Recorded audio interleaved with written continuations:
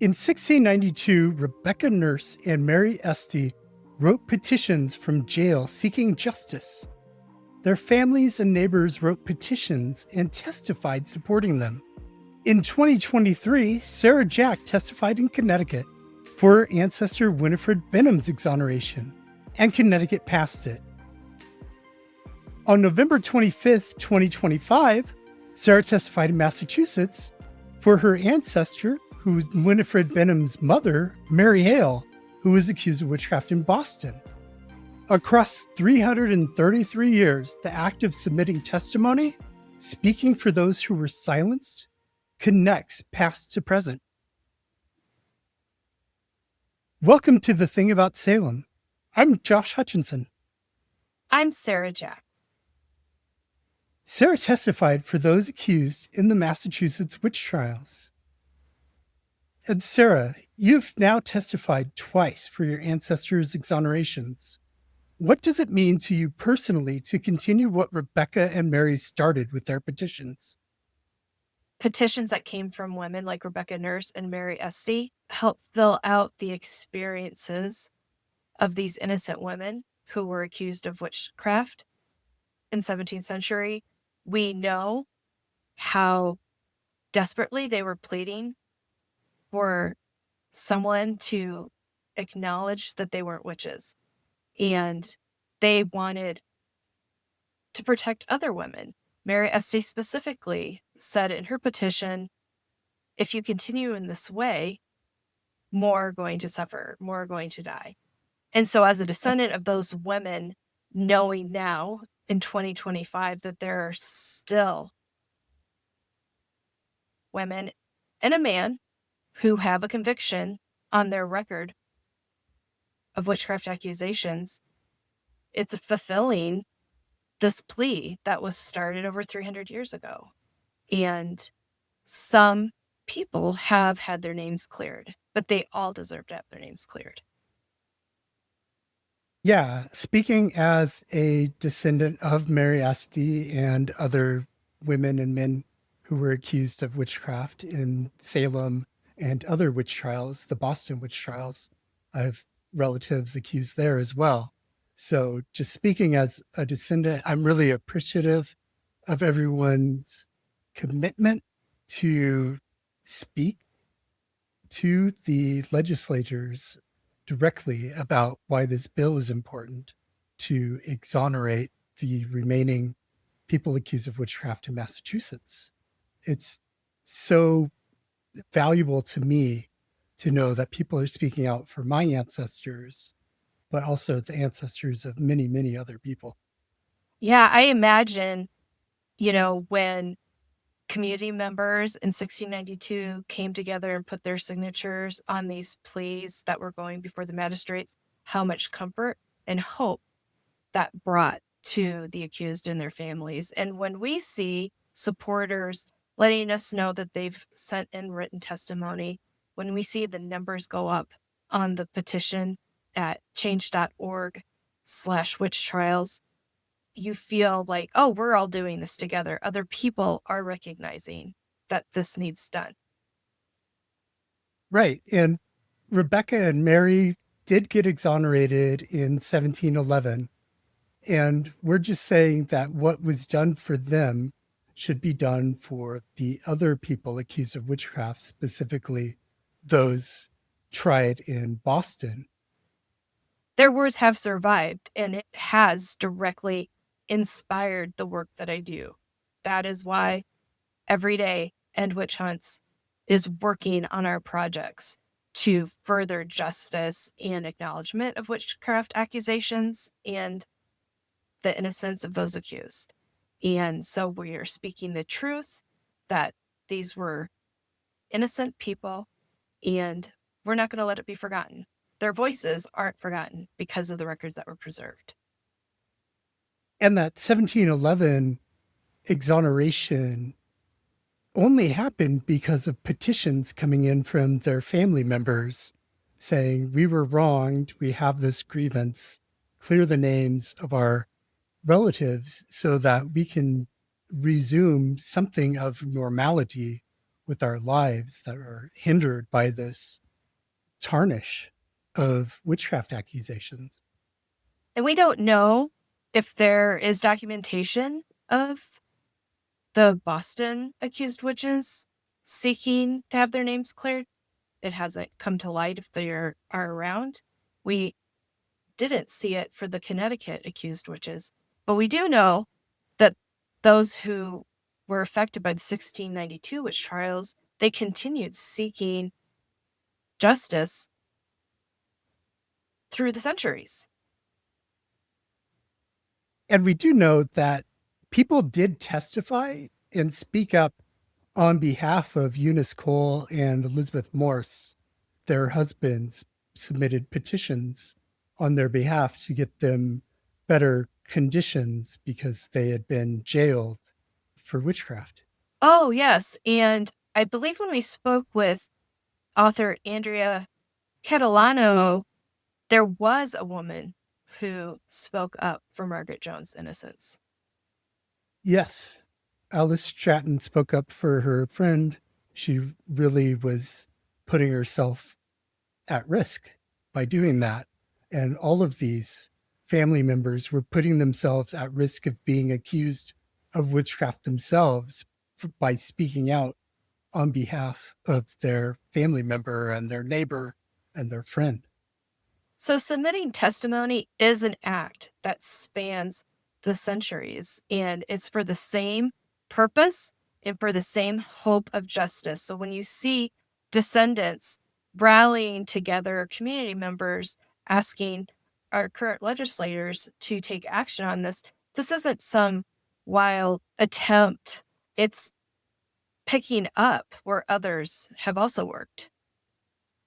Right. And Massachusetts has a history of exonerations for the Salem witch trials. We had those petitions in the 18th century that led to some justice. There was also a petition from 1945. A descendant of Anne Prudiator petitioned the Massachusetts General Court for her exoneration and kept petitioning for 12 years before a resolution was passed to clear her name and the names of several unnamed others. And then in 2001, the unnamed others were named. And that was also based on a petition of a college student to the general court to do that exoneration. And then 2022, the last of the Salem convicted was cleared. Elizabeth Johnson Jr. was cleared that summer 2022.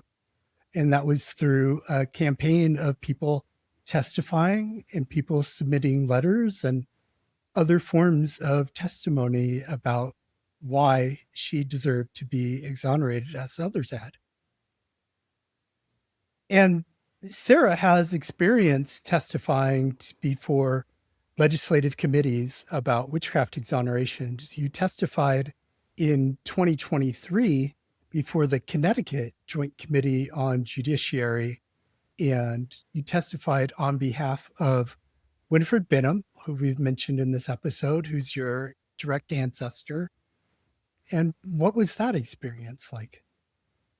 It's so interesting to look back at that, but I definitely got the full experience of standing before a committee that has the power to move something forward or to end its journey, a committee who weren't sure that they had all the answers and the information they needed. In Connecticut, there had not been an exoneration passed previously. It had not gotten past this committee. So we felt that getting this opportunity to go before the committee was very significant. And it was a hard testimony to give. I had no experience. I just wanted the legislators to say, hey, these men and women should not have had tests to see if they were witches. They should not have gone through those accusations and examinations in court. And they should not have died or had their lives totally destroyed. Many of the Connecticut accused women were banished. They were socially banished from their lives, and including Winifred Benham. We don't know exactly her history after her trials because she just kind of disappears from the records. So that experience was hard because I was asking a committee who represented the state of Connecticut to make an acknowledgement of their innocence, and they weren't so sure. And that effort took a lot of collaboration. There were over 1,600 signatures on that petition, and 34 people submitted written testimonies in support of the legislation to exonerate. And 11 people came in person to do their testimony, as you were one of those 11 people. And it took all those voices speaking up to get the bill passed. Yes, and today the names have been stated and absolved. You can listen to our other episodes to learn more about what does that mean? Why isn't it exonerated? We've definitely talked about that a lot on the Thing About Witch Hunts podcast when we've done our Connecticut episodes. But House Representative Jane Garibay and Senator Saud Anwar proposed this resolution, and they worked for this resolution. So they were with the leaders seeking to get this passed, and we were petitioning to have it passed. And they did. They did what was right. They did what was right, and now it's Massachusetts' turn to do what was right for these victims of witch trials who have never been cleared of their guilt. You were able to testify in person in November 25th. You spoke before the Joint Committee on the Judiciary, and you were part of a panel with Marilyn Roach and Dan Gagnon, two of our favorite Salem historians. And what was that like? How was that different, being part of a panel to speaking alone in Connecticut?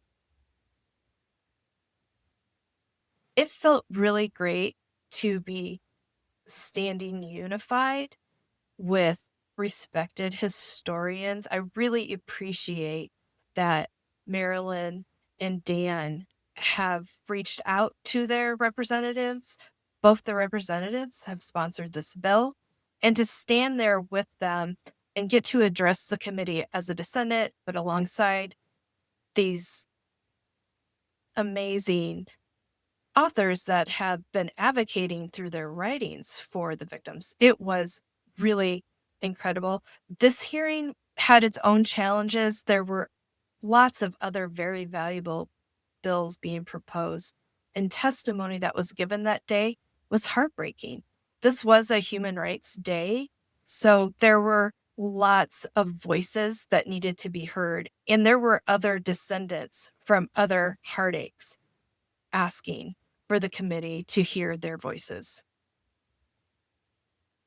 Right. And you were able to speak on behalf of Mary Hale because she was one of the people tried in Boston for witchcraft, which is something that people don't really know as much about the Boston witch trials as the Salem trials. And this bill, H 1927, it exonerates 8 Boston victims who were convicted in the city of witchcraft, and it acknowledges hundreds more who were accused of witchcraft all across Massachusetts, who were jailed, who were scorned, who lost their reputation to accusations, and had a great deal of trouble just by the fact that they're accused of witchcraft. It's a life-changing event. And so they're going to be acknowledged by this bill. The other thing that was a little different in Massachusetts, I didn't feel that we were so much needing to answer questions about guilt or innocence of accused witches to this committee. The state has previously cleared the names of their later accused witches, but this was pointing out that, hey, the first 8 convicted of the state have been overlooked. And I wanted to point out my bling. This is our Massachusetts Justice pin, and I wore one of these while I testified. So did the other testifiers. And when we were in Connecticut, this is the Connecticut pin. We wore this colored green, and we wore these pins to really give a united front. And these pins are available to buy. The link to our Zazzle shop is on our website, and you can buy one and show your support. H 1927 was proposed by Representative Stephen Owens, who represents Marilyn Roach's district in Watertown and Cambridge. And then a representative from the Danvers area testified. That's Representative Sally Cairns, testified to the Joint Committee on the Judiciary about why this bill should be passed. She's been a major supporter of the Salem exonerations previously, so she knows what she's talking about when she says this exoneration should also happen. And then also testifying with you were guests that we've had on our other podcast, The Thing About Witch Hunts, Antonio Stuckey and David Allen Lambert. They've both been guests on that show, along with Marilyn Roach and Dan Gagnon. And of course, you have been guests on this show and that show. And we had Leo Igwe, who did a virtual testimony as well, who has been a very important guest on the Witch Hunt podcast. Very important. So, yeah, this legislation, it's still up for debate in the committee. And you have a few more weeks that you can actually submit written testimony yourself of why you think the bill should pass. The committee is still accepting testimony for this bill until it makes a ruling towards the end of January. So you definitely have a couple weeks where you can write why you want the committee to clear the names of the Boston 8. And all you have to do is send it into the House through an email. It's Catherine, Katherine, .Tolley, Tolley, at mahouse.gov. Catherine.Tolley at mahouse.gov. Send in a letter of support.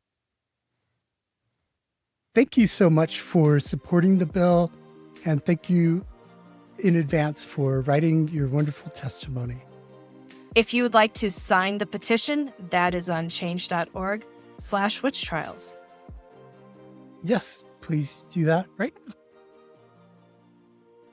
You can learn more about the Boston victims at massachusettswitchtrials.org.